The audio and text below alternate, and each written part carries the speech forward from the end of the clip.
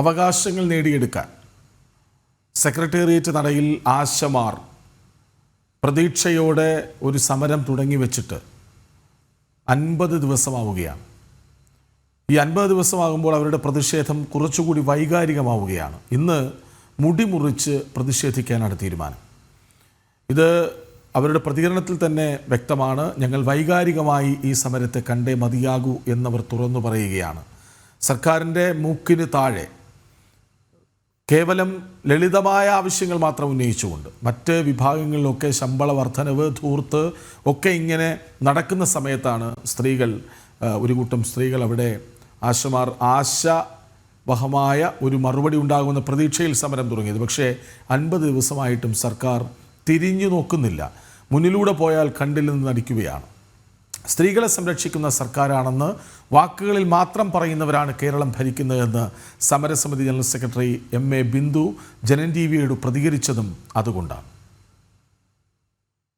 സംബന്ധിച്ചിടത്തോളം അതൊരു വേദനാകരമായ ഒരു സമര രീതി തന്നെയാണ്. വൈകാരികമായ ഒരു തലവാണ് ഈ മുടിമുറിക്കൽ സമരത്തിനുള്ളത്. സ്ത്രീകളെ ചേർത്ത് പിടിക്കുന്നു എന്ന് പറയുമ്പോൾ പറച്ചിലുകൊണ്ടായില്ലല്ലോ, പ്രവൃത്തിയിൽ വരുമ്പോഴേ നമുക്ക് ഏതൊരു കാര്യവും നമുക്ക് അനുഭവവേദ്യമാകണം, എന്നാലല്ലേ പറ്റത്തുള്ളൂ. അപ്പോൾ അങ്ങനെയാണെങ്കിൽ ചെയ്യേണ്ടുന്നത് നമ്മൾ വെച്ച ഈ ഡിമാൻഡ് ചർച്ച ചെയ്ത് അത് പരിഹരിക്കണം, എന്നാലേ ചേർത്ത് പിടിക്കൽ എന്ന് പറയുന്നത് പൂർണ്ണമാകുകയുള്ളൂ. വിവരങ്ങളുമായി ശാലിനി ഒപ്പം ചേരുന്നു. ശാലിനി, ഒരു സമരമായി തുടങ്ങിയത് പിന്നീടത് നിരാഹാര സമരമായി, ഇന്നൊരു ദിവസം മുടിമുറിക്കൽ സമരത്തിലേക്ക് നീങ്ങുകയാണ്. അതായത് ഞങ്ങളെ ഇനിയെങ്കിലും നിങ്ങളൊന്ന് പരിഗണിക്കൂ എന്ന് വൈകാരികമായി പറഞ്ഞു വെക്കുകയാണ് ആശമാർ, അല്ലേ?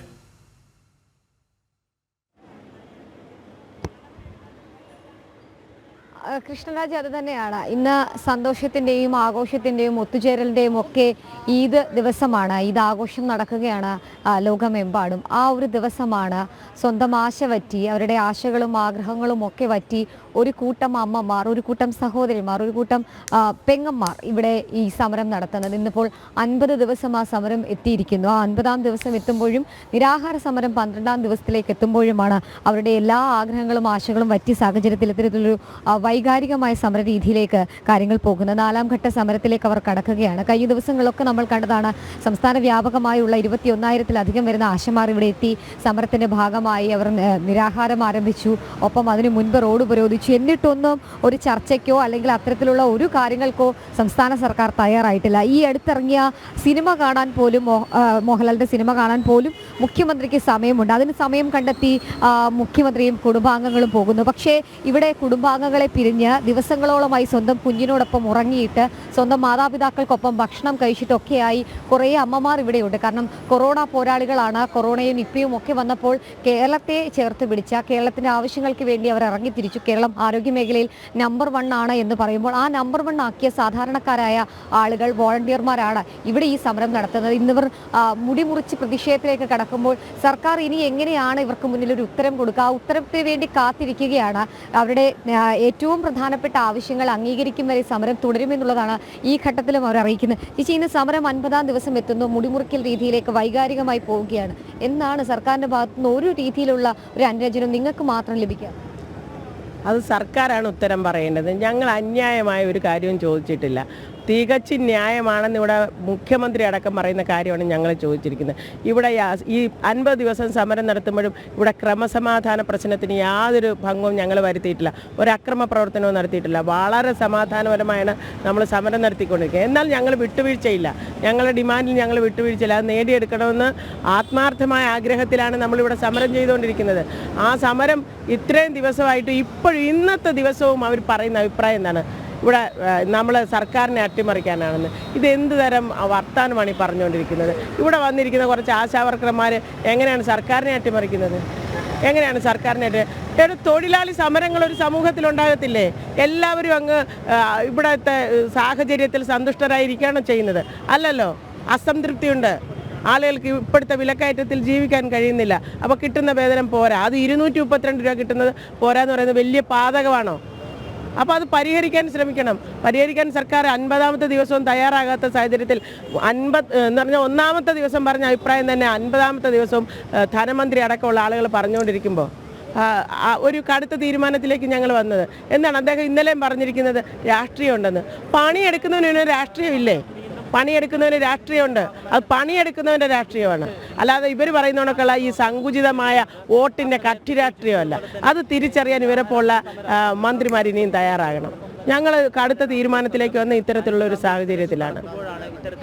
എത്ര മണിക്കാ, എത്ര പേരാണ് ഈ ഒരു 11 മണിക്കാണ് 100-ലധികം ആളുകൾ മുടി മുറിക്കുന്നുണ്ട്. ആശാവർക്കർമാർ മുടി മുറിക്കുന്നുണ്ട്. ഇപ്പം നമ്മുടെ വന്ന ലിസ്റ്റ് അനുസരിച്ച് മറ്റ് ജില്ലകളിൽ നിന്ന് വരുന്നവർ അന്നേരമാണ് അവരുടെ സന്നദ്ധത അറിയിക്കുന്നത്. മുഖ്യമന്ത്രി ഇപ്പോഴും ഒരു ചർച്ചയ്ക്ക് വിളിക്കുന്നില്ല, അല്ലെങ്കിൽ വിളിക്കുമെന്ന് പ്രതീക്ഷയുണ്ടോ ഈ ഘട്ടത്തിൽ? പ്രതീക്ഷയുണ്ടല്ലോ. വിളിച്ചിട്ടില്ല എന്ന് വിചാരിച്ച് നമ്മളെ വിളിക്കില്ല എന്ന അഭിപ്രായം ഞങ്ങൾക്കില്ല. ഞങ്ങളെ വിളിക്കും എന്നുള്ള അഭിപ്രായത്തിൽ തന്നെയാണ് നമ്മൾ ഇരിക്കുന്നത്.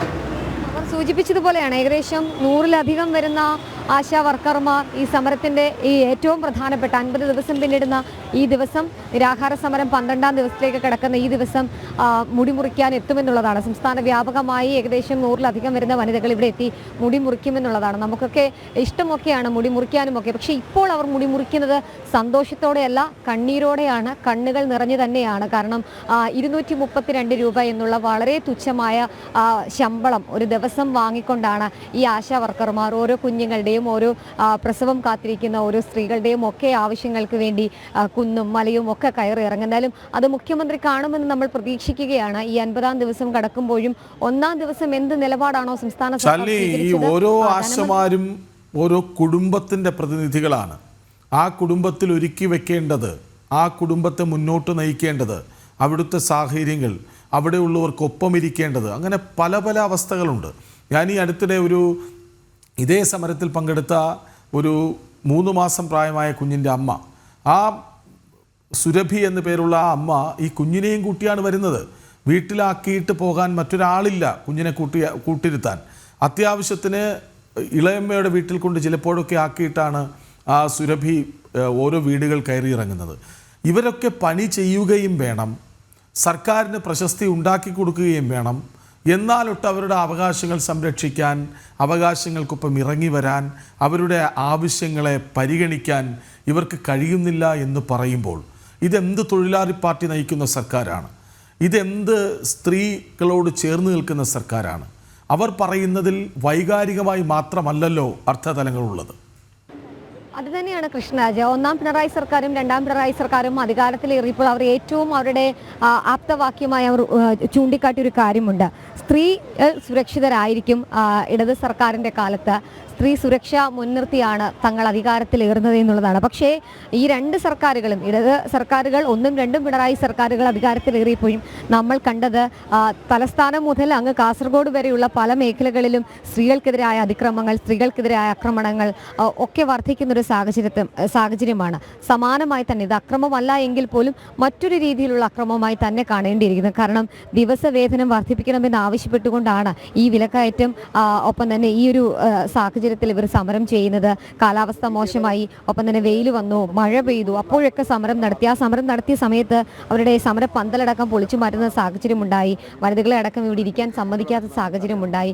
സ്ത്രീകളെ അടക്കം അധിക്ഷേപിക്കുന്ന നിലപാട് CPM-ന് പല നേതാക്കന്മാരും സ്വീകരിച്ചു. അങ്ങനെ വലിയ രീതിയിൽ മോശപ്പെടുത്തിക്കൊണ്ട് സമരം അവസാനിപ്പിക്കാനുള്ള നീക്കങ്ങൾ പല ഘട്ടങ്ങളിൽ പല രീതിയിൽ നടത്തിയതാണ്. പക്ഷേ അതിനൊന്നും തങ്ങൾ വിലപ്പോകില്ല, അല്ലെങ്കിൽ അതിലൊന്നും തങ്ങൾ വീഴില്ല എന്നുള്ള ഒരു നിലപാട് ഈ കിടക്കുന്ന ഓരോ അമ്മമാരും ഓരോ സഹോദരിമാരും സ്വീകരിച്ച് തന്നെയാണ് ഈ സമരം 50ാം ദിവസത്തേക്ക് കടന്നിട്ടുള്ളത്. പക്ഷേ കേരള രാഷ്ട്രീയത്തിൽ മാത്രമല്ല, ചരിത്രത്തിൽ എഴുതപ്പെടുന്ന ഒരു ഏട് തന്നെയായിരിക്കും. കാരണം ഇത്രയധികം വനിതകൾ ഒത്തുകൂടി ഇത്രയധികം ദിവസം നീണ്ടു നിൽക്കുന്ന അവരുടെ സാധാരണ ആവശ്യങ്ങൾ അംഗീകരിക്കാൻ വേണ്ടി നീണ്ടു നിൽക്കുന്ന ഒരു സമരം കൂടിയായി ചരിത്രം ഇതിനെ എഴുതപ്പെടും. അതേസമയം തന്നെ ആവശ്യങ്ങൾ അംഗീകരിക്കും വരെ സമരം തുടരുമെന്നുള്ളതാണ്. കാരണം ഇവരുടെ സമരം ആരംഭിച്ചതിന് ദിവസങ്ങൾ കഴിഞ്ഞതിന് ശേഷമാണ് അംഗനവാടി ടീച്ചർമാർ തൊട്ട് സമീപത്തായി സമരം ആരംഭിച്ചത്. അവരുടെ ആവശ്യങ്ങൾ അംഗീകരിക്കുകയും അതിൻ്റെ ഉത്തരവടക്കമുള്ള കാര്യങ്ങൾ ഉടൻ ഇറക്കുമെന്നുള്ള ഉറപ്പിൽ അവർ സമരം അവസാനിപ്പിച്ച് പോയതാണ്. പക്ഷേ അതിൻ്റെയൊക്കെ കാര്യങ്ങളിൽ നാം കണ്ടറിയേണ്ടിയിരിക്കുന്നു. എങ്കിൽ പോലും ഇവരുടെ ആവശ്യങ്ങൾ, പ്രധാനപ്പെട്ട ആവശ്യം എന്നുള്ളത് ഓണറേറിയം 21,000 രൂപയായി വർദ്ധിപ്പിക്കുക, ഒപ്പം തന്നെ അവർ വിട്ടുപോകുമ്പോൾ, ജോലി അവസാനിപ്പിച്ച് പോകുമ്പോൾ അവർക്ക് 5 ലക്ഷം രൂപ സാമൂഹ്യ സുരക്ഷ ഉറപ്പുവരുത്തുക എന്നുള്ള ഒരു പ്രധാനപ്പെട്ട 2 ആവശ്യങ്ങൾ. ആ ആവശ്യങ്ങൾ അംഗീകരിക്കും വരെ ഈ സമരം തുടരും എന്നുള്ളത് തന്നെയാണ്. എന്തായാലും ഇനിയിപ്പോൾ സമരപന്തൽ സജീവമായിക്കൊണ്ടിരിക്കുകയാണ്. ഒരു മണിക്കൂറിൽ കൂടുതൽ സമര സമിതി അംഗങ്ങൾ ഇവിടെ നട്ടുച്ച നേരത്ത് കൊടും ചൂടത്ത് വീടുകളിൽ നിന്ന് വീടുകളിലേക്ക് നടന്ന് മിക്കവരും അങ്ങനെയാണ്.